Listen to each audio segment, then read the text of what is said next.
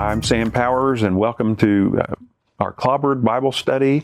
This is session 2, and I want to say, if you haven't looked at the piece where we did on contextual criticism that talks about how we interpret the Bible, it might be good to review that before we get into this, just because a lot of the times when we have difficulty over our translation or interpretation, it really has to do with how we're going about interpretation more so than the actual passages themselves. And so I think it's good to see where I'm coming from. I think it'll help us all to kind of be on the same page.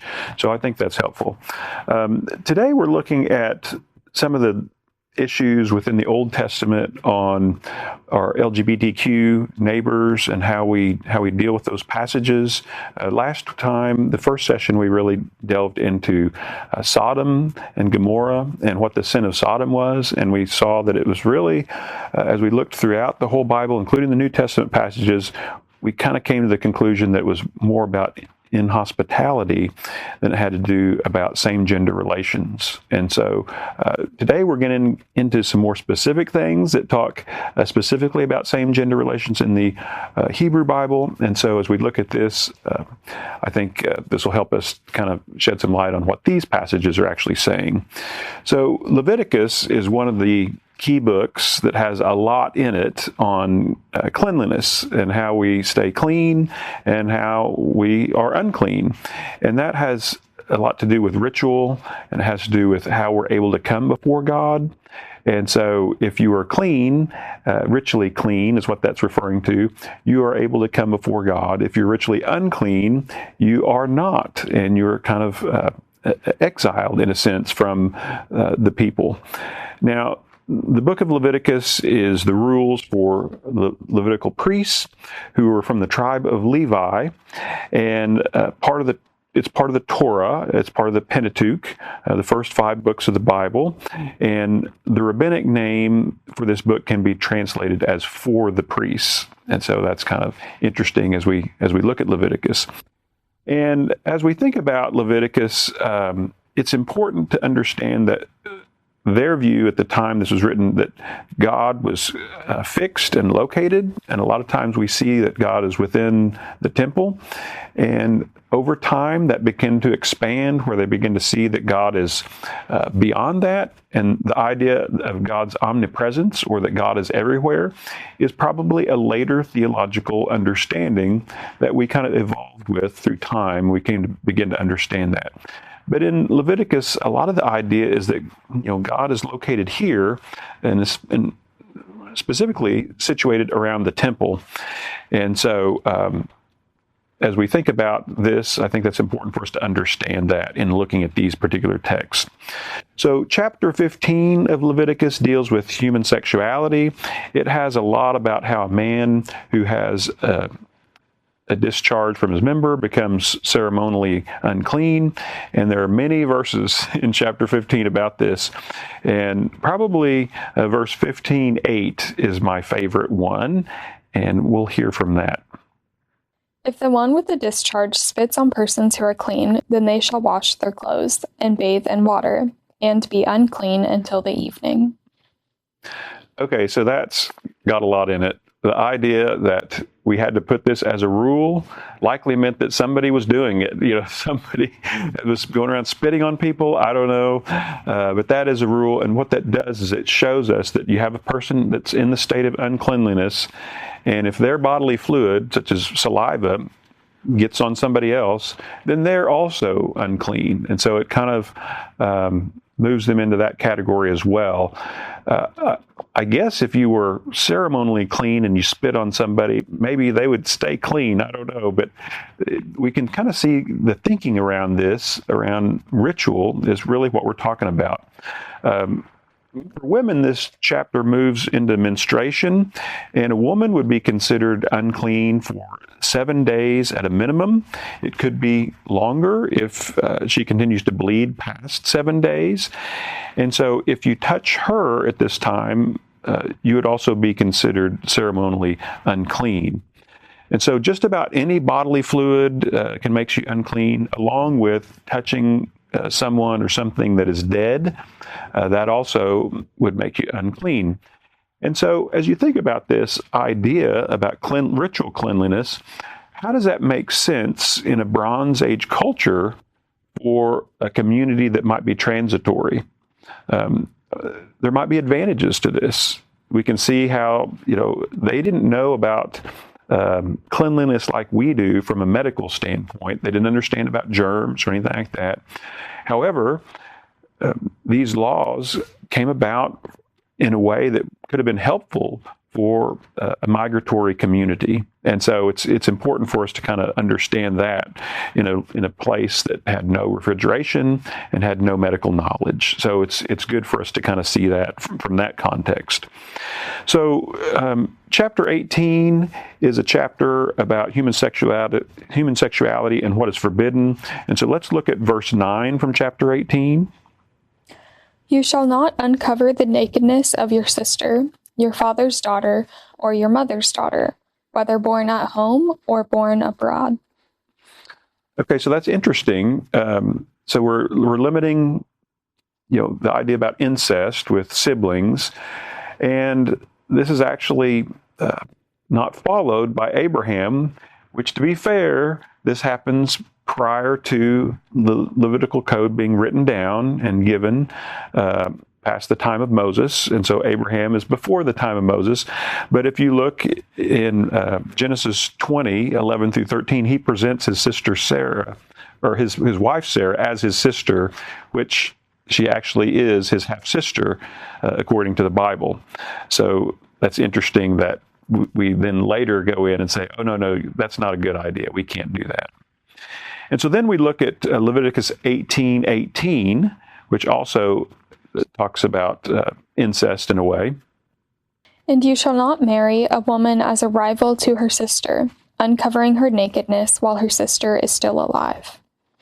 So what this means is if your wife died in childbirth, you could marry her sister and that kind of thing, and that probably happened quite a bit in that era. But if you look at Jacob, he marries Leah, and then he also then marries, while Leah's still living, Rachel, and we see this kind of contest going back and forth about who can produce the most children, and we can see that this probably wasn't a problem, and so this becomes a law then later that, no, this is not a good idea. But we can see from a biblical standpoint that it did happen early on in Genesis. Genesis 29:30 kind of talks about this and kind of lines this out. So Jacob went in to Rachel also, and he loved Rachel more than Leah. He served Laban for another 7 years. So how many of y'all think it would be a good idea to marry your spouse's sibling? Is that going to make your marriage better, more solid? I don't think so. I think it's not an improvement. We can see the problems that Jacob had with his family, and we see that's not what we want. The Levitical covenant was not present at the time of Jacob. And so when I look at this, I think the people of God begin to have a better understanding as time went along and as practices went along of what is helpful for society and what is not as helpful. And so the idea that we look at is that were people changing their understanding of what God wanted? Was God changing along with the time, saying, okay, I'm experimenting with this, and I think that now that we've tried this, it'd be better to do this, and then gives people a law? I tend to go along with the idea that God is God, and God has the understanding of what is good. Human beings are limited, and we begin to understand, and we try to understand a little bit more clearly what God wants. And as we move forward in time, we've had a greater and greater understanding of who God is.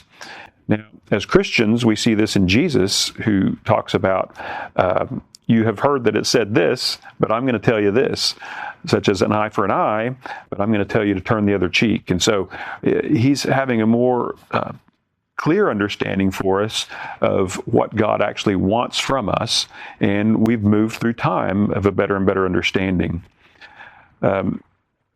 So out of all the incestuous relationships prohibited by the Bible, it's in chapter 20 in Leviticus as well as chapter 18. It's also in Deuteronomy. The one that is left out of all the relationships that are prohibited is from a father and his daughter. And we believe that the idea comes out of that. The reason why it's not prohibited is because of how we understood women as property. And so if a woman was a sister or a mother or some other relationship, she would have been the property of someone, and you're violating their rights. If she's your daughter, she's the man's property in that context, and so no rights would have been violated. Now, as we look at that kind of thing, we find that abhorrent, and we would say that's an awful kind of understanding. We would not approve of that. We would say that's a terrible, terrible thing. Someone who violated that would go to jail, and we do not condone that in our society today. And so as we think about that, what does that mean for us as we understand the Bible more clearly today, and what we think God wants from us from reading the Bible and from these passages? As I think about modern context today, as we think about the marriage ceremony, we still have the tradition in many ceremonies where the bride is walked down the aisle by her father. And that comes from the old tradition of the passage of ownership from the father to the son-in-law. The property is now being transferred to him, and he is now the owner of the wife. So that doesn't set well with us today to think about it that way, because we've progressed past that understanding, and we have a better understanding of men and women and how we relate to one another. But in this context, we see that it was very different, and their understanding was very different from how we see it today. So with women being in a lower status, biblically, in that time period, as we think about what does it mean for a man to lie with another man, what that meant was one of the men was actually taking a lower status. He was playing the part of the woman, in a sense, and that would have been seen as shameful, or they would not have seen that as something that you'd ever want to practice as a man. And so as we understand gender relations, we're beginning to see that because there was such an imbalance, that also meant that any kind of same gender act between men would have been prohibited because of what we're looking at as an imbalance of status in that time. So we're going to look at Leviticus chapter 18, and we're going to look at verses 19 through 23. You shall not approach a woman to uncover her nakedness while she is in her menstrual uncleanliness. You shall not have sexual relations with your neighbor's wife and defile yourself with her. You shall not give any of your offspring to sacrifice them to Molech, and so profane the name of your God. I am the Lord. You shall not lie with a male as with a woman. It is an abomination. You shall not have sexual relations with any animal and defile yourself with it, nor shall any woman give herself to an animal to have sexual relations with it. It is perversion. Okay, we have several concerns in this chapter, and they're all lumped together. So you have menstrual impurity, which is verse 19. You have adultery in verse 20. You have pagan sacrifice to Moloch in particular. That's verse 21. You have homosexual activity in verse 22. And then you have bestiality in verse 23. So it's interesting that these are grouped together like this. And Rabbi Jacob Milgram, who's a scholar of the Levitical text, has said that these Levitical texts in reality are referring to foreign religious, cultic, ritual, and promiscuous sexual practices as practiced by idolatrous religions of Egypt and Canaan. And so these kind of things would have been going on, and the specific reference to Moloch gives us an understanding that we're talking about things that they knew were happening. That's why these were being prohibited. These feature the substitutions of others, including relatives, animals, and members of the same gender for ritual fertility purposes. And so Moloch was a foreign god or idol, as mentioned in chapter 18 as well as chapter 20. And what we know about that archaeologically is that children were often sacrificed to Moloch. Leviticus 20 revisits much of the same material as in chapter 18, but it includes penalties for the violations, and this is either death or being cut off from the people. And so let's listen to Leviticus 20:13. If a man lies with a male as with a woman, both of them have committed an abomination. They shall be put to death. Their blood is upon them. So it's interesting as we think about Bronze Age Israel and being in a place where they're surrounded by enemies, warfare was the common practice of the day. And you'd have tribes would move in and out of territories and go on raids, and sometimes they would try to capture towns and territory, and we see that throughout the Hebrew Bible in some of the passages, and we look as the boundaries are more fluid and they're going back and forth. And so you really, in order to thrive and survive, you had to outbreed your neighbors, and you wanted to produce men.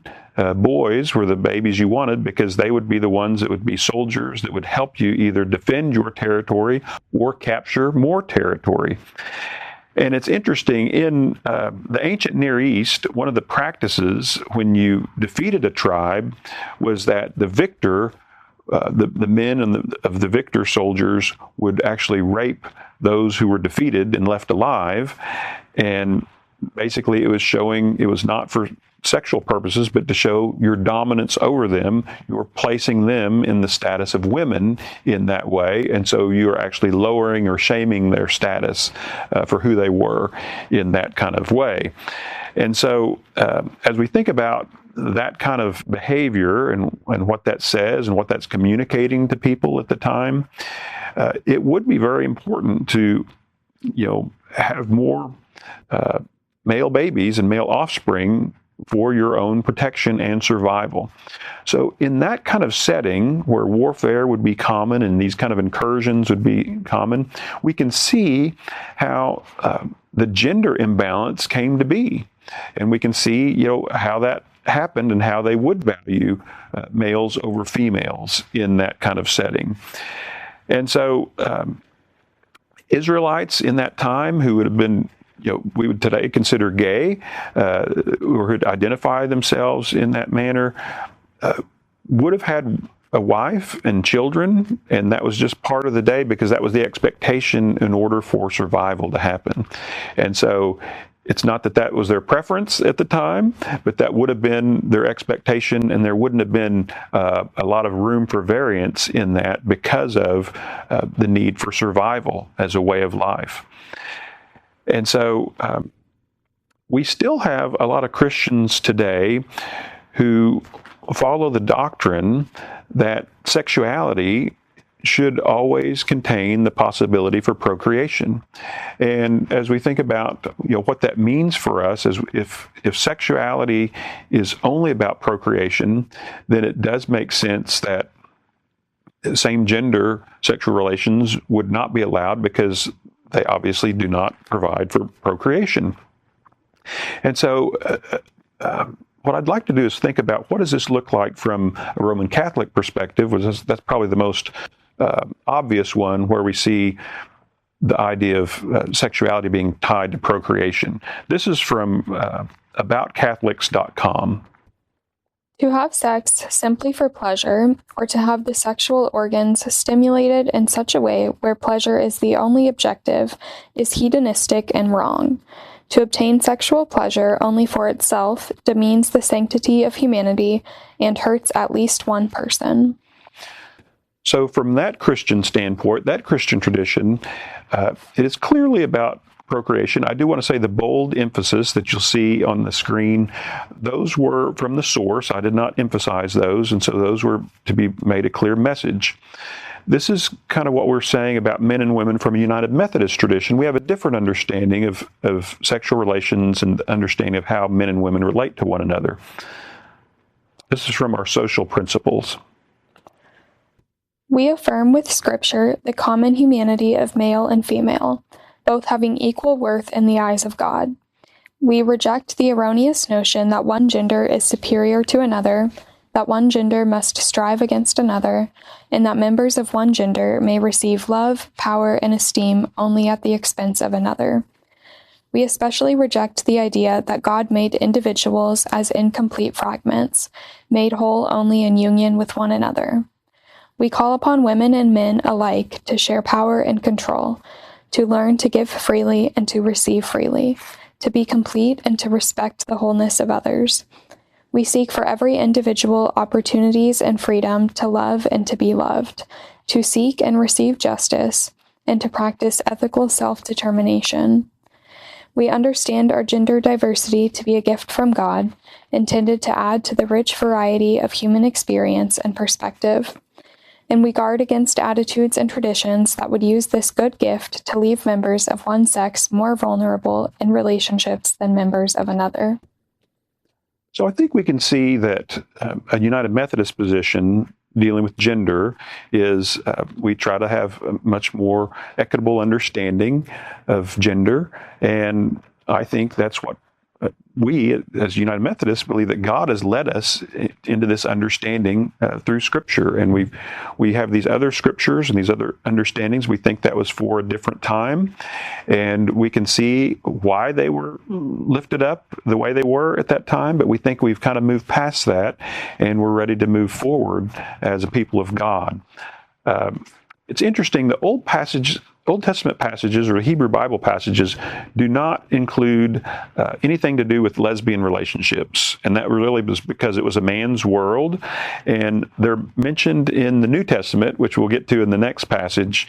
But we can see that the concern of two women, or being concerned about two women, would not have been on people's radar because they would have been in the context of a man. They wouldn't have lived together. They would have been owned by a man or in the vicinity of a man and in the proximity to some male relation.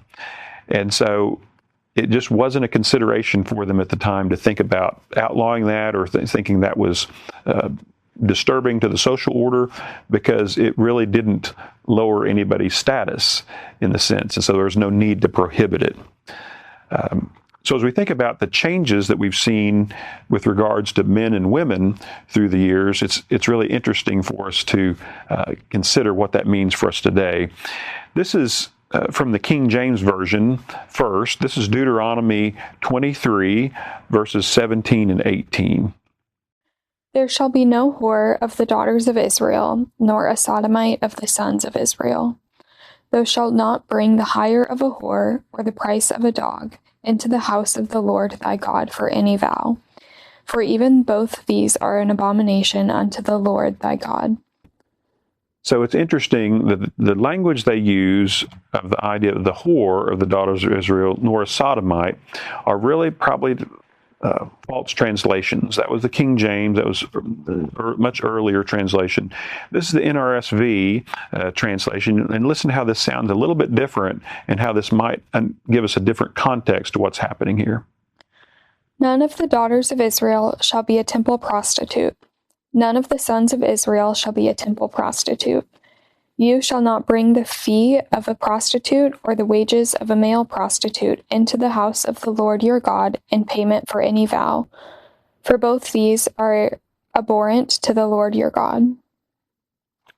So as we look at this, cultic prostitution was a practice that happened in other places outside of Israel, and it was a common practice to have fertility rites with a temple prostitute, whether that be a male or female prostitute. And we can see how the NRSV correctly distinguishes this. Instead of saying it's a whore, calls it a temple prostitute, because that's the context.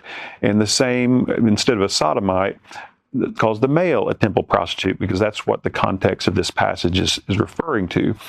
So as we think about what that means, in the idea of trying to have fertility for your crops or for your family or for your livestock or whatever it might be, you might go and have fertility rites done by having sex with a temple prostitute. And so you pay the fees to that temple and they make money that way. And then you supposedly would have more fertility for your region of influence. And so the Bible is saying, or God seems to be saying, this is not a good practice. It's not for us to do. And so we shouldn't have that. So the Deuteronomy text dealing with homosexuality in this context, we can see that it's really specifically talking about cultic fertility practices. So as we think about that, if you were a young male and you were trying to make your way in life and you're being swayed by another religion, and they're saying, well, come on over, part of our religion is to have sex with other people for your way to worship. And you say, okay, what are you offering over here in Judaism? And they say, well, if you're not already Israelite, circumcision is what we're going to do. And that you can see those are different kind of understandings of what would be popular. And so they begin to make severe penalties for kind of transgressing these rules. And the severe penalties were because it was a difficult world to try to get in and try to keep our folks on, the path towards righteousness of how they understood it. So we can really see this in Leviticus 18:3 of what we're talking about. You shall not do as they do in the land of Egypt, where you lived, and you shall not do as they do in the land of Canaan, to which I am bringing you. You shall not follow their statutes. So we can see that these really have to do with other religions and other practices that are going on all around Israel in this nation, from a sense of cultic fertility practices.